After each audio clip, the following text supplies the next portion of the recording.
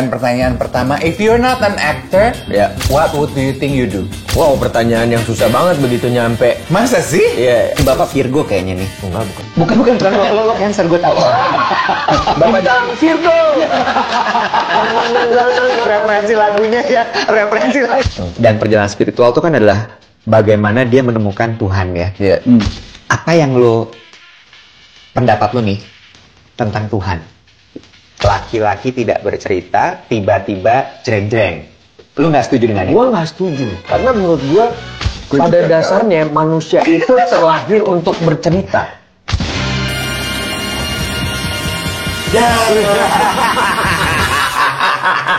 Ada siapa sih? Sebelum kita mulai, gue punya sebuah pertanyaan. Apa tuh? Makanan apa yang bisa ditonton? Najong! Makanan apa yang bisa ditonton? Apa coba? Ntar lu, gua belum tau. Makanan apa yang bisa ditonton? Najong! Biasanya dilakukan oleh anak muda zaman sekarang. Atau gue? Jawabannya adalah Netflix. Dong, kenapa Netflix? Kenapa nih? Dende. I know that. How are you, Mas Lukman? Geli banget ya. Geli banget ya. Soalnya gue biasanya nanyanya gini. Lebih banyak. Gue bilang Netflix itu suka banget sama makan dendeng. Gue bilang gitu. Oh gitu. Why? Putar pertanyaannya. Karena dendeng. Sama juga ada makanan yang cuma hanya boleh sekali dimakan. Apa tuh? Taekwondo. Nggak boleh.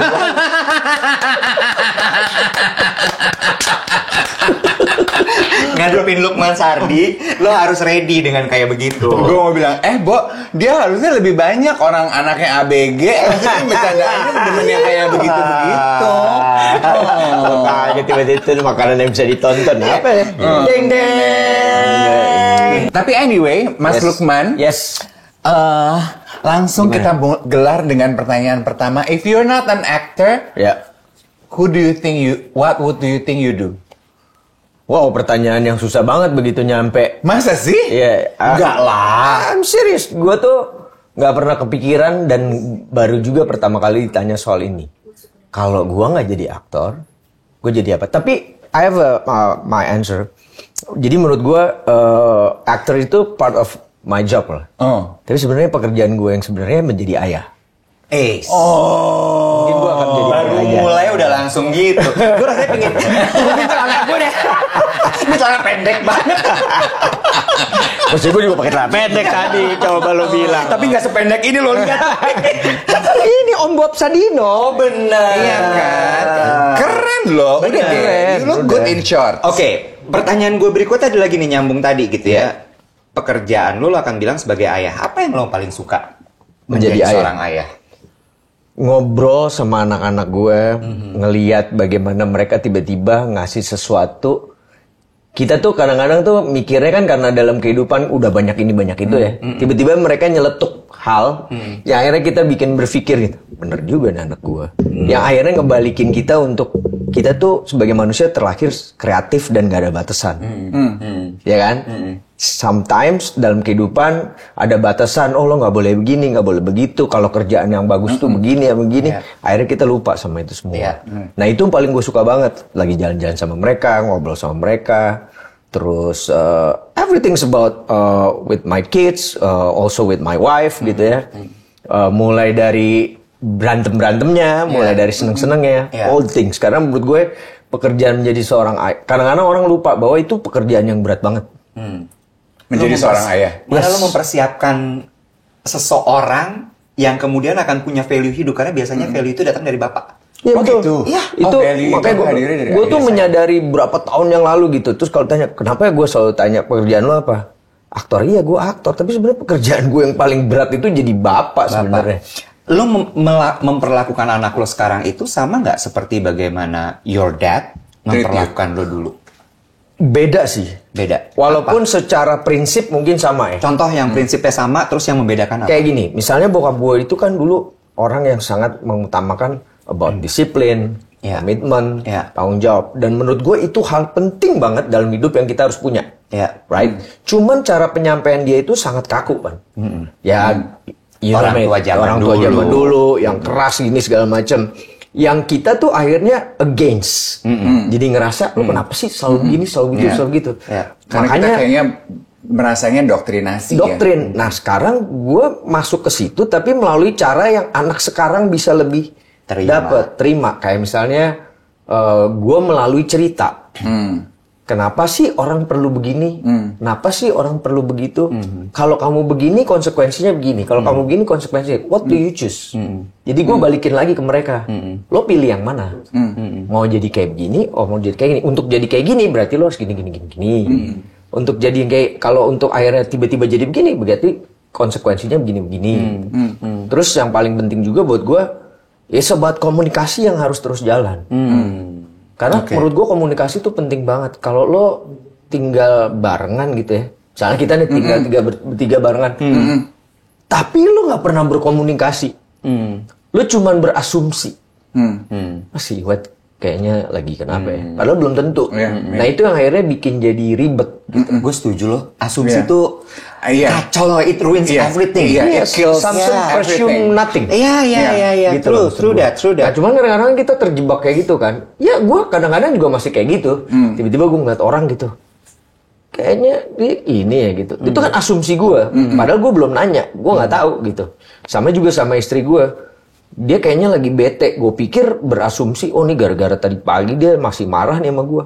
Nggak taunya simple karena gue lagi capek aja gitu. Iya, gue pengen diem boleh nggak sih? Gitu. Iya. Itu Dan itu harus ditanya sebenarnya. Harus ditanya.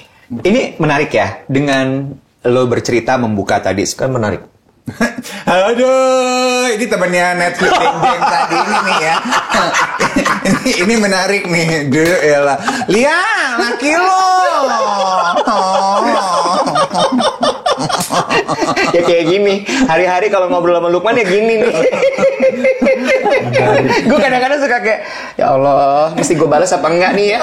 Tapi Tuhan aja yang balas. Biar Tuhan yang balas. Tapi saya belum nanya. Oh iya benar. Tapi speaking of that gitu ya, would you consider that you are a funny person? Gue juga bingung sih. I don't know when it start. Tapi itu there's something spontan. Dari gue gitu. Ya kan, something yang spontan yang kadang-kadang tuh gue kadang-kadang nggak perlu mikir gitu. Semua ketawa. Exactly. Gue tiba-tiba dapat apa ya? Gue melihat apa gitu. Tiba-tiba gue kepikiran nyambung ke situ gitu. Tiba-tiba gue nyambung ke sini gitu. Enggak karena Lukman nggak pernah kelihatan loh karakter kamu yang lucu, goofy, nyebelin ini dipotret di film-film kamu selama ini, kan? Kita kan cuma ngelihat karakter lo itu di film selalu serius, laki-laki bertanggung jawab, kalem, mengayomi, terbebani dengan hidup tapi berusaha untuk survive. Tadi gue mau bilang gini, susah. Ya, I don't know. Gue tuh emang begitu aja, maksud gue.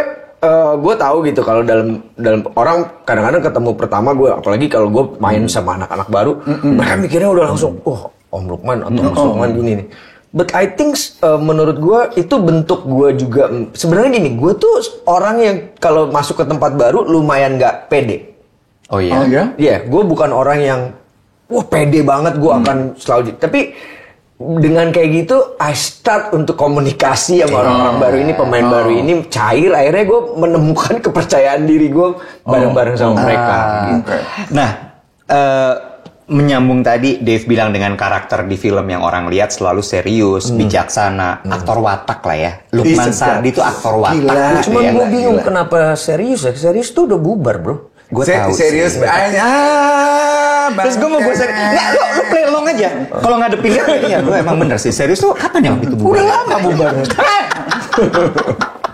Tapi pertanyaannya gini, ada nggak karakter-karakter dari film, dari peran-peran lo itu yang kemudian lo pelajarin dan itu jadi memperkaya diri lo? Atau lo karakter detach? lo sebagai manusia? Iya. Banyak.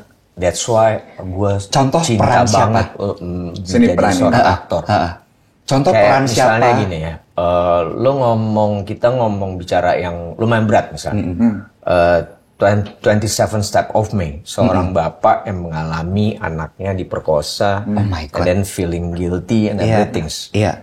Gue tuh di situ belajar untuk ngelihat how lu berdamai dengan situasi-situasi yang mungkin suatu saat gue ngalamin, ya bukan pemerkosaan atau apa, tapi gimana kita harusnya bisa berdamai and then move on.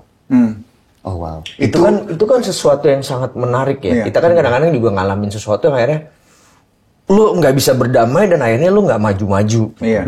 Dan biasanya urutannya kebalik tuh. Kita menyadari bahwa kita nggak bisa maju, begitu dirunut, oh ternyata karena gue belum berdamai, belum berdamai gitu. Itu salah satu. Terus kalau misalnya sesimpel gini aja, kayak misalnya gue ngobrol Bung Hatta gitu ya. Oh ya, lu Bung Hatta ya? Iya, gue ngobrol Bung Hatta, gue pelajarin. Gila nih orang details banget ya.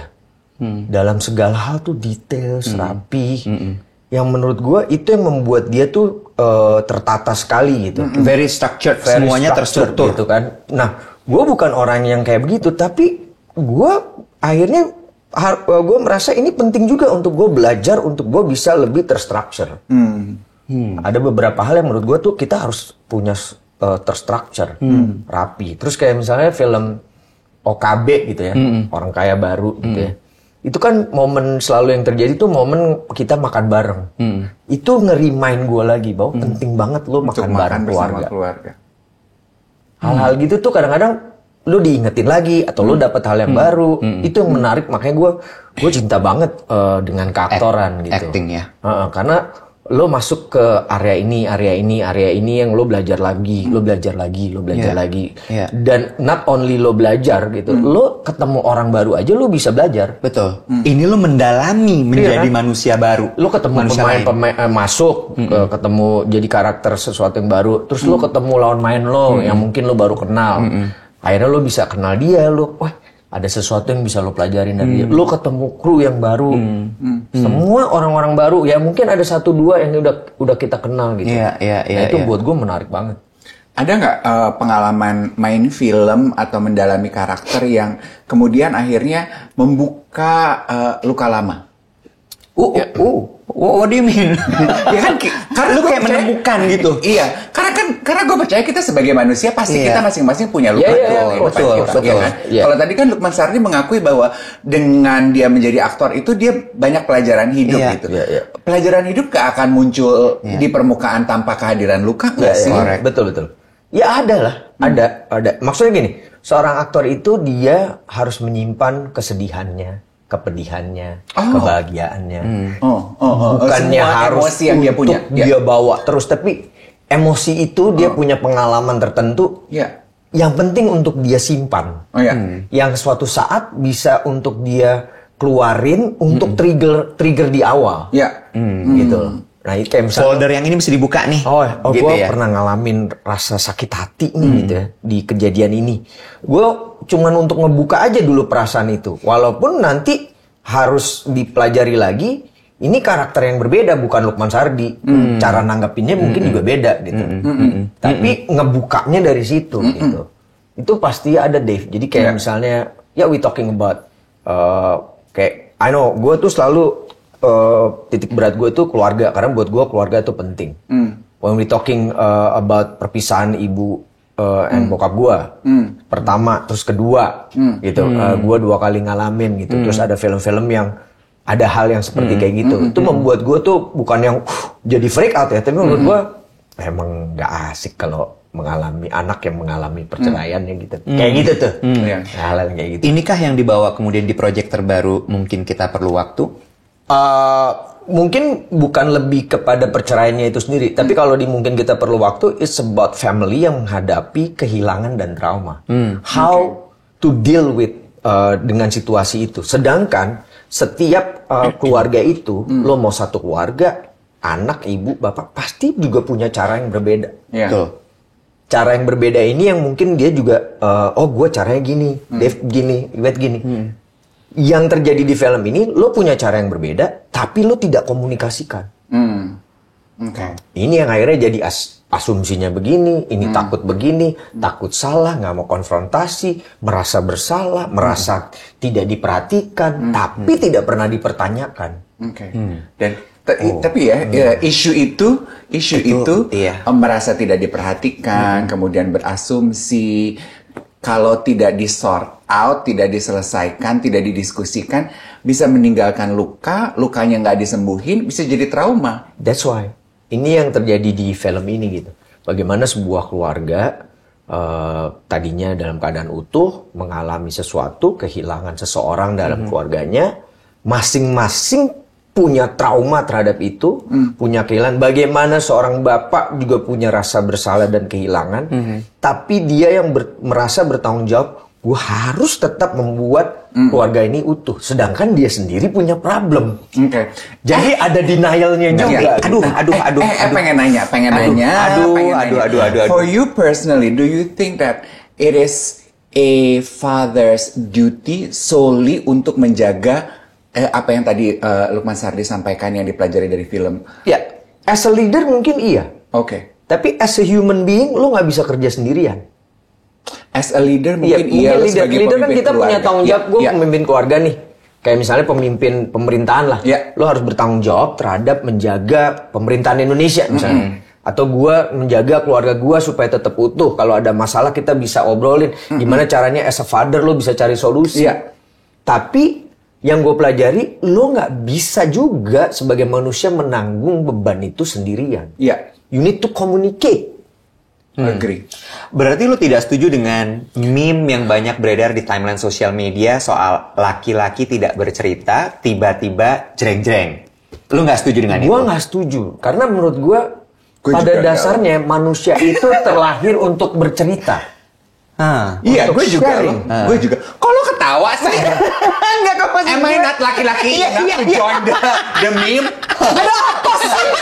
Soalnya dia sebenarnya ada apa ini? Dia ketawanya kayak ngenyek gitu lihat gue. Iya, maksud gue laki-laki tidak bercerita tapi dia gitu. Karena gue tapi terus gitu dia. Ini kocak.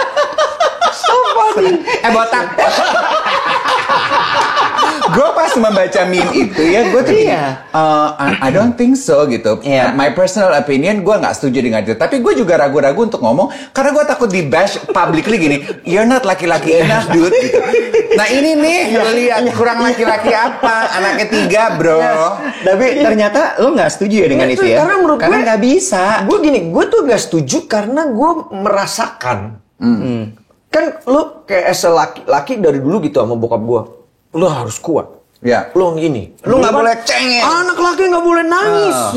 Nggak boleh kelihatan sedih. Lah, gimana ya ceritanya? And then gue waktu itu lumayan termakan dengan situasi itu gitu kan. Apalagi terus ada perceraian yang akhirnya membuat gue yang tadinya extrovert jadi sangat introvert. Ya kan? Karena gue ngerasa gak asik nih jadi temperamental dan segala macam. Yang akhirnya bilang, gue nggak bisa nangis, nggak bisa ini. Lo simpan semua. Simpan semua. Tapi suddenly jadi meledak kan itu lebih bahaya. Betul. Tapi kan akhirnya bukannya berarti kayak lo sharing, lo nangis berarti lo lemah kan? Itu kan sesuatu yang wajar dalam. Ya lo tiba-tiba lo kehilangan seseorang yang lo cintai. Masa lo nggak nangis? Iya, nggak mungkin. Emang lo batu? Cuman untuk misalnya lo bukan berarti terus nangis lo berhari-hari. Ya we need to move on. Apalagi lo sebagai leader. Lo harus juga nunjukin bahwa lo nangis, lo sedih, lo tunjukin kesedihan lo. Tapi abis ini yuk kita jalan lagi. Oke. Kembali ke kalimatnya Lukman yang tadi ya. Kita terlahir untuk bercerita. Jangan terus jadi defensif juga yang nonton Duet With ini, terutama Anda laki-laki mungkin yang bilang, tapi gue nggak gitu, gue nggak suka bercerita. Mungkin cara berceritanya beda. Sama seperti maksudnya Lukman ketika we process our feelings. Ada orang yang nangis right then and then gitu. Lo kehilangan, begitu tahu kehilangan lo nangis. Ada yang butuh 3 bulan baru bisa memproses rasanya. Pun demikian dengan keinginan untuk bercerita. Betul. Karena menurut aku bercerita itu salah satu cara untuk mengurai perasaan. Betul. Nah, menyambung lagi sedikit untuk mengkonfirmasi aja, reassuring. Jadi di karakter di project terbaru ini, karakter bapaknya ini adalah karakter bapak yang memendam cerita. Jadi gini, dia tuh karakter bapak yang bisa dibilang bapak yang sangat memperhatikan keluarga lah. Pokoknya keluarga tuh harus utuh, dijaga benar-benar. Harus dijaga. Cuman dia lupa bahwa si istri juga punya cara sendiri, si anak juga punya cara sendiri. Itu menggambarkan sekali kebanyakan keluarga di Indonesia loh. Dan dia kayak selalu gini, kayak misalnya dia tuh berupaya ngomong sama anaknya. Gitu. Ditahan air matanya. Ditahan semua bisa ya semuanya. Ini juga penting gitu. Bagaimana lo juga memahami anak lo lo tahu, anak lo ngalamin ini, tapi lo juga harus tepat komunikasiinnya dia, apa. betul. Nah ini yang kadang-kadang kita terjadi kan, karena kita punya komunikasinya jadi nggak nyambung nih. Paham. Lo ngomongin sesuatu, tapi buat mereka, lo ngomong apa sih? Gue nggak ngerti. Jadi lo nggak bisa juga nyalain anak lo. Tapi kayak gue selalu bilang gitu sama istri gue, ya kita nggak bisa 100% nyalain anak kita, orang kita yang lahir duluan. Iya. Ya kan? Pertama kita harus ngertiin dia dulu, kita komunikasiin, dia ngerti sama kita, yaudah yuk kita sama-sama ngerti. Tapi nggak bisa berharap lo ngertiin gua dong. Dia ngalamin ini ya, nah itu aja belum gitu kan maksudnya. Ini Bapak Virgo kayaknya nih. Enggak, bukan. Bukan. Lo Cancer gue tahu. Bapak Bintang Virgo.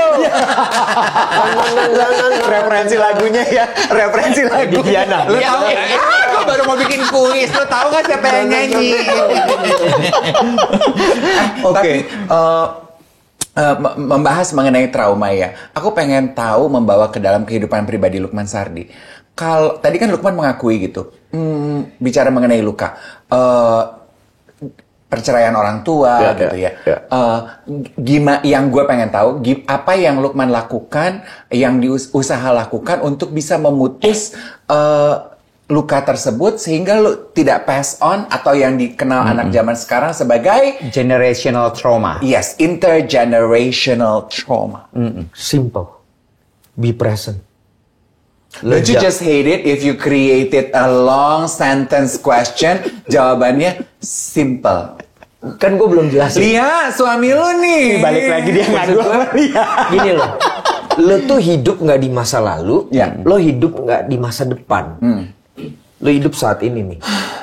That's mean apa yang lo harus lakukan untuk saat ini, bukan lo punya, gue punya pengalaman dulu bokap nyokap gue cerai kagak enak banget. Tapi kan sekarang enggak. Udah lewat.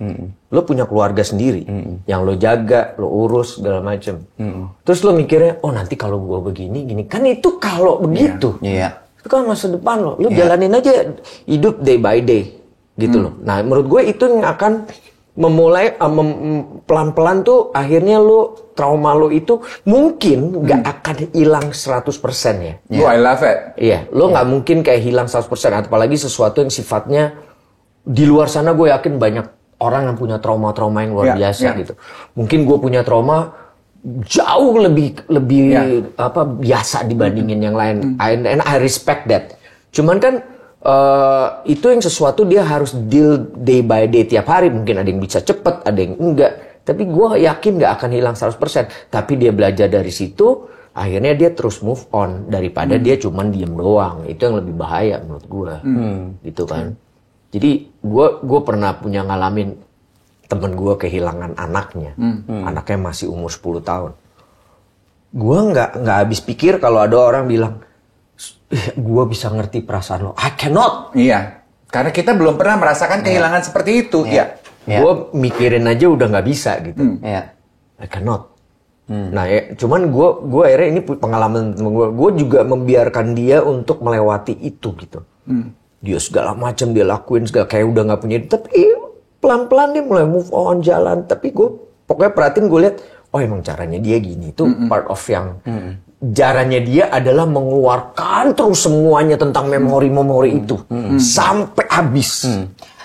Gue penasaran deh sama ini. I sense of a lot of wisdom di obrolan kita kali ini, gitu ya. Menurut lo apa yang membuat lo bisa jadi punya wisdom seperti sekarang ini? I mean, is it the time? Lo banyak melihat, lo banyak bergaul, lo banyak memerankan karakter di film. I mean, a lot of wisdom lo hari ini lo ceritain sama kita. Ya, menurut gue sih it's about perjalanan hidup sih. Menurut gue, lo gini loh, kalau gue tuh ngerasa bahwa kita kan ngejalanin hidup akan ngalamin banyak hal ya. Lo nggak bisa menolak masalah juga. Lo tidak bisa juga menolak kebahagiaan yang lo terima. Lo tiap hari tuh ada aja gitu. Kan gue juga ngelihat sesuatu gitu. Cuman gue awalnya mungkin gue nggak mau ngeliat kayak gitu. Cuman gue ngerasa bahwa kalau gue ngejalanin hidup dengan tidak melihat apa yang gue pelajari dari tiap hari, ya ngapain gitu. Lo akan stuck di situ-situ aja. Maksud gue selama lo masih bernafas, berarti lo masih berproses. Ya. Lo masih banyak yang harus lo pelajari, masih banyak yang harus ketahui. Ya, gue nggak bisa pungkirin juga bagaimana bokap gue mendidik gue. Itu gue, I really appreciate. Dan gue, walaupun gue nggak terlalu dekat sama bapak gue secara physically ya, walaupun gue sayang, tapi gue akhirnya inilah bentuk sayangnya bokap gue gitu. Bagaimana dia mengajarkan dedikasi, komitmen, disiplin dan segala macam, dan gue merasa bahwa ini akhirnya membawa gue bisa di dunia film sekian lama, gitu kan. Terus gue juga nggak bisa memungkiri dari proses gue ngalamin perceraian yang dulu tadinya gue sebel segala macam, tapi gue dapat pelajaran dari situ. Gue nggak bisa memungkiri bagaimana berproses dalam sebuah karakter di film. Akhirnya gue ngelihat begini, ngeliat gini. Tapi yang paling penting adalah lo harus terbuka dengan itu semua. Pada saat lo nggak terbuka, ya lo nggak akan pelajari. Gitu. That's good. Betul apa kata Lukman bahwa hidup itu kan maju ke depan. Pasti banyak pengalaman hidup yang terjadi. Cuman kenapa itu jawabannya kenapa pengalaman hidup lu banyak, peristiwa yang terjadi dalam hidup lu banyak, tapi tidak semua mendapatkan pelajaran karena mungkin beberapa tidak terbuka. Correct. We need to be receptive to be able to receive. Masuk gitu. Karena nggak akan bisa diolah kalau itu belum diterima dulu. Mundur sedikit. Tadi kan Lukman mengakui perceraian. Mundur terus dikit dulu. Katanya bilang cuma mundur dikit. Makanya jangan banyak kiasan, straight to the point aja. Lia lagi. Lu gimana sih di rumah, Dia udah gini aja. Gitu, dia udah begitu. Waktu gagal berumah tangga lu dapat pelajaran. Boleh cerita ke yang nonton Duet With, pelajaran apa yang Lukman dapatkan? Iya, kan gini ya, kan ada sebuah proses bagaimana orang tua gue bercerai. Waktu itu gue masih lumayan di umur yang gue belum bisa mencerna 100% mengenai perpisahan SD kelas 4. Dan perceraian itu bukan perceraian yang berlangsung baik-baik ya. Nah ini kan sesuatu yang sangat sulit diproses sama anak umur 4 SD gitu. Dan apalagi ini ayahnya seorang yang dikenal sehingga banyak membicarakan pemberitaan yang gue sendiri maksudnya apa sih? Padahal zaman itu belum ada sosial media ya. Belum ada sosial media, tapi wartawan tuh udah lumayan ini. Jadi kita tuh anaknya tuh mereka ngejar anaknya juga di sekolah tuh mereka udah nungguin di depan. Paparazzi bro. Sampai gue pulang, gue sampai pulang dari arah belakang guru bantuin gitu, naik mobil nyampe rumah. Mesti ngumpet-ngumpet lagi dulu. Nah itu yang bikin gue tuh ngerasa gak nyaman. Akhirnya gue jadi introvert gitu. Gue kesel gitu. Gue anak umur 4 SD harusnya gue masih bisa main begini. Ini kenapa gue harus kayak gini ya? Akhirnya itu gue pendem gitu segala macem. Tapi somehow gue ngelihat bahwa ya akhirnya gue gak bisa menyalahkan orang tua gue bercerai. Akhirnya gue melihat bahwa ada sesuatu yang masalah mereka yang sebenarnya bukan salah mereka 100% gitu. Gue yakin mereka juga mikirin anak-anak kok waktu mau cerita. Tapi mungkin ini juga merasa bahwa ini yang terbaik buat anak-anak juga. Gue akhirnya ngerasa gue balik begitu kan. Yang daripada gue akhirnya jadi full of anger gitu. Kayak gitu sih. Setiap orang itu selalu punya titik balik. Dan dari awal sampai kita ngobrol, kayaknya kasus perceraian ini membekas sekali buat lo ya. Ya. Dan bisa dibilang mungkin salah satu titik balik dalam kehidupan lo. Sampai lo bisa menerima dan belajar. Ada lagi nggak titik balik yang lain yang lo rasakan dan wah gila sih ini. Ini benar-benar bikin gue berubah dan jadi orang yang baru gitu misalnya. Ini sebenarnya agak gue takut diplesetin gitu ya. Tapi ya ini titik balik ya. When I'm comfort. Ya, maksudnya bukan kita ngomong agama ya, tapi it's about choice. Ini sebenarnya ngomongin kalau secara umum tentang pilihan dalam hidup lo yang lo ambil. Whatever, mau religion sih, whatever. Tapi dari situ akhirnya menjadi titik balik gua lebih melihat hidup itu seperti apa. Sebenarnya kayak gitu. Interesting. Gitu. Lebih gue tuh benar-benar menyadari bahwa ya emang harus lo bersyukur aja karena lo kan gue pernah bilang sama lo ya kita tuh bersyukur bukan karena bahagia tapi bahagia karena bersyukur. Kita tuh bahagia karena kita bersyukur. Oke. Bukan bersyukur karena bahagia. Ya kan kadang-kadang kita bersyukur karena kita lagi bahagia. Iya. Tapi kita bahagia karena kita selalu bersyukur gitu. That's really nice. Itu bagus banget. Ada sense of freedom yang lo rasakan. Yes. Ada sense of kayak power. Yes. Karena gue bisa memilih. Iya, betul. Yang jadi keyakinan, yang hati kecil bilang. Iya.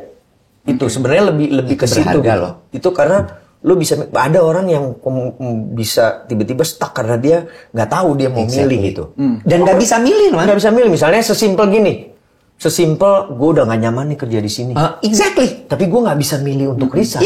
Iya. Karena gue punya tanggung jawab ini, tanggung jawab itu. Yes. Itu kan juga terkungkung. Iya. Jadi lu nggak merdeka untuk menentukan jalan hidup lu, bahwa gue udah sebenarnya nggak mau kerja sini gitu karena udah nggak sesuai gitu misalnya. That's interesting. Being able to choose is actually quite a luxury. Dan nggak semua orang juga bisa menyadari bahwa agama itu sebetulnya juga adalah pilihan setiap individu yang secara sadar bisa dilakukan. Betul, ya kan? Betul. Buat beberapa menganggap agama itu given. Diberikan oleh orang tua, diberikan oleh keluarga, diberikan oleh whomever gitu. Hanya sedikit yang akhirnya menyadari bahwa no, agama itu adalah pilihan. Pilihan. Dan bisa dibilang ini sebenarnya lebih kepada perjalanan spiritual ya dari Lukman Sardi, instead of cuman masalah agama. Karena gue baru baca di mana ya, agama tuh sebenarnya cuman jalan. Iya kan? Tujuannya Tuhan gitu. Tujuannya kan Tuhan gitu. Ini jalannya nih.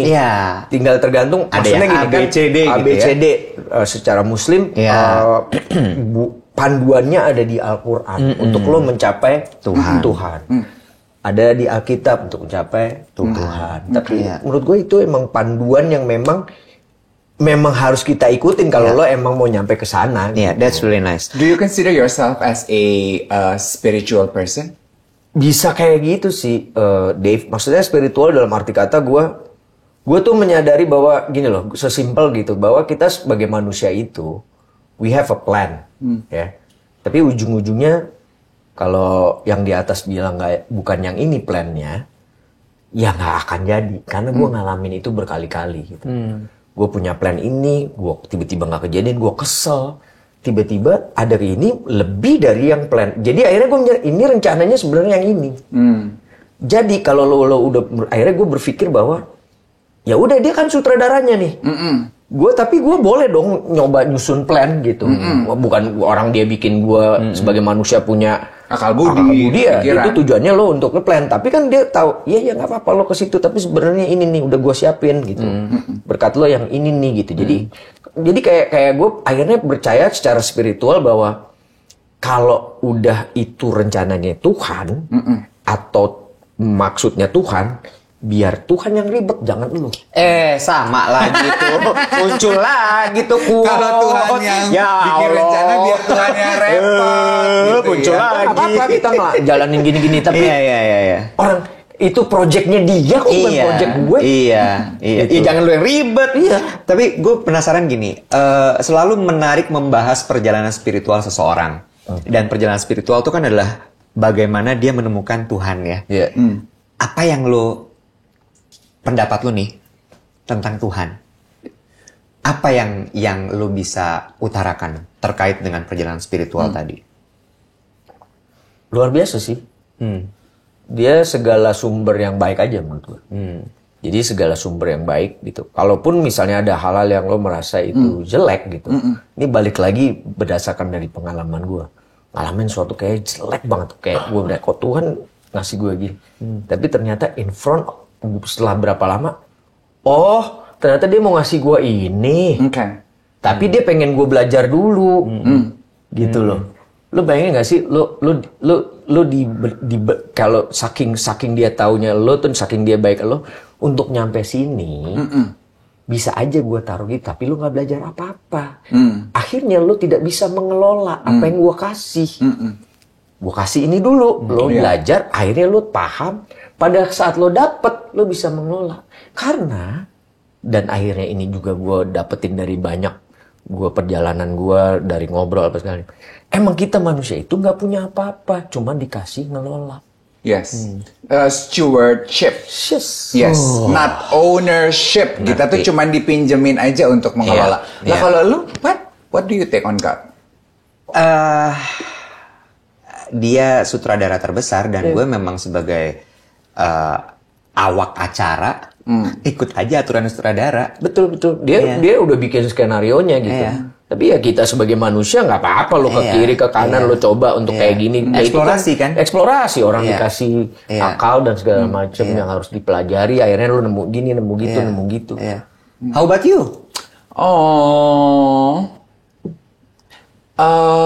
Makanya kalau belum siap jawab jangan kasih pertanyaan. Dedes deh lo. Iya. Gue bagi ke temen gue. Gue bagi. Kalau lu gimana? Unconditional love. Nah, itu juga benar. Yes. Kalau buat gue, kalau ini kayaknya satu perguruan nih mereka nih ya, sama ya. Si worship ya, biar Tuhan yang ribet. Tahu ya. satu perguruan nih. Nggak suka gue beda perguruan nih. Lu bilang aja kalau lu mau pindah perguruan. Nggak gitu. Gue nggak berani ngomong gitu. Ya, jangan. Gue pernah bercanda di salah satu ini, tiba-tiba jadi rame. Biar gue aja. Karena itu bercandaan gue sama Iwet tiap kali di siaran. Unconditional love gitu. Karena cinta tidak bersyarat. Kalau kita kan manusia masih suka banyak syaratnya, gitu. Even parents to kids sometimes gitu. I'm not a parents, but I see my sister parent their children. I sometimes parent them too gitu. Jadi masih ada syaratnya. Gue kadang sayang sama lo, tapi kali ini gue nggak terlalu sayang gitu. Tapi kalau vertikal, different. Unconditional love. Nah, sekarang gue pengen tanya untuk Lukman. Oke, tanya, Wat. Lukman. Kalau lo, bulat banget ya. lawak terus lawak. How do you define love? Lo mengartikan kasih itu kayak atau cinta atau kasih menurut lo? Kayaknya kasih ya, kayak kalau ya cinta tuh kalau menurut gua ya, cinta itu masih ada lustnya. Yes.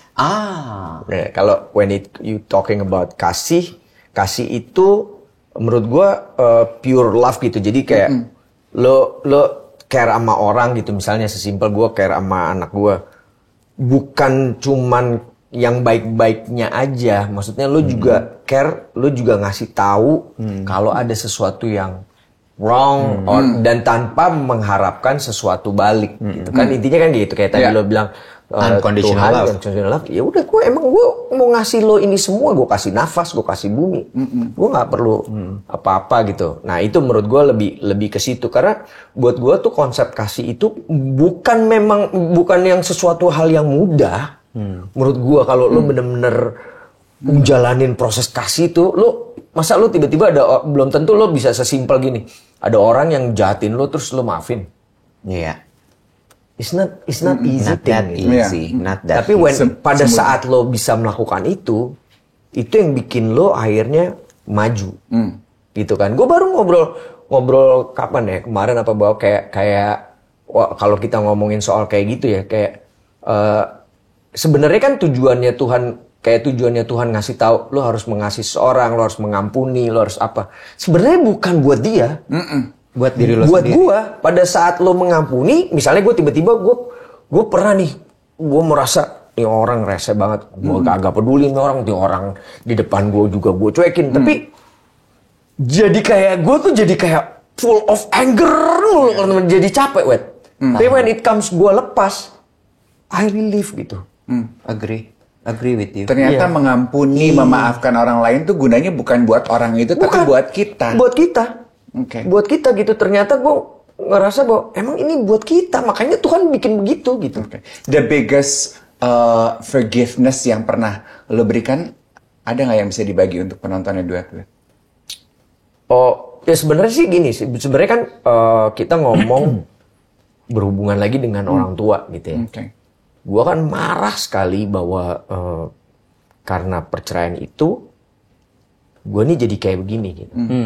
Gue menyadari gue jadi kayak gini, nggak jelas apa. Akhirnya, maksudnya a lot of things. Udah cerai di pertama, terus gue udah merasa nyaman, gue udah nikah lagi sama Mama ini, tiba-tiba, bam, 19 tahun gue bareng, harus bercerai lagi.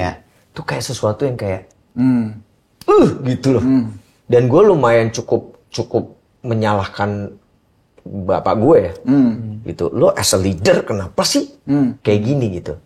Tapi menjelang gue mulai mendapatkan banyak hal itu dan menjelang bokap gue meninggal, apalagi yang luar biasa itu kan di saat sehari sebelum bokap gue meninggal, kita semua sekeluarga ngumpul tuh dari nyokap, dari apa, gue bawa anak-anak gue, dan ternyata gue benar-benar merasakan bahwa gila gue kok nggak maafin, padahal dia ngomong gini loh, Wet, kayak sebelum gue pulang gitu, dia cuma ngomong itu kata-kata terakhir dia buat gue,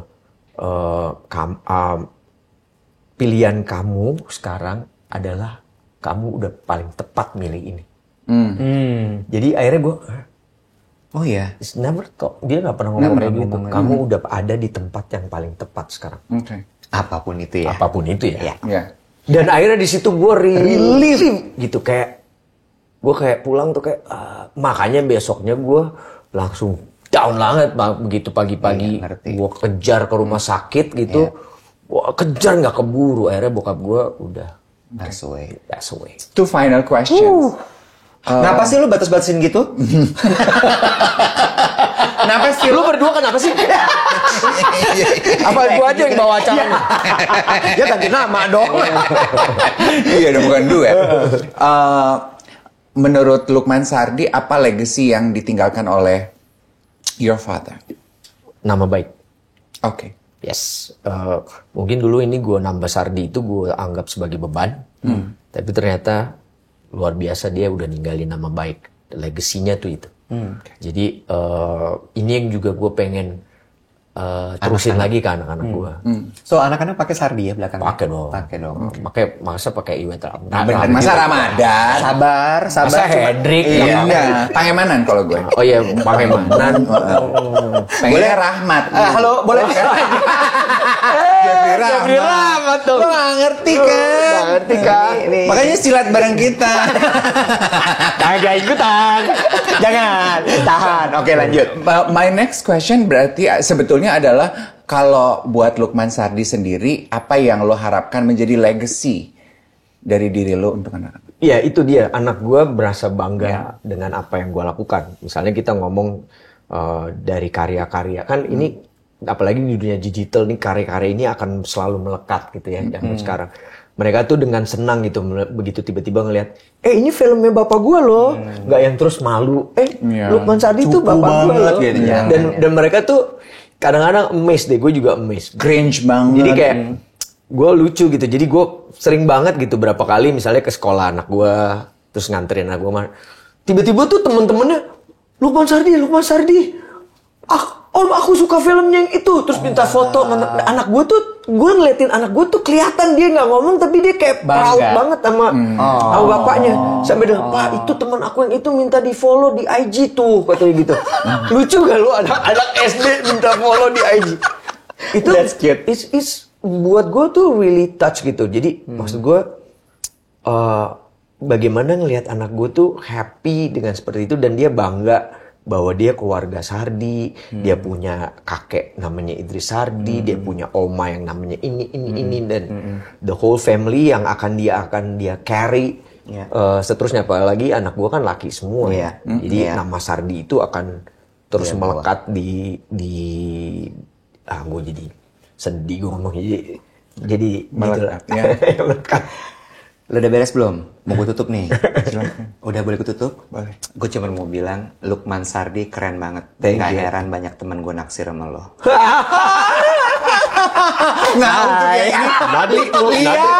Suaminya jaga ini. Gua minum dulu deh. Salah ya?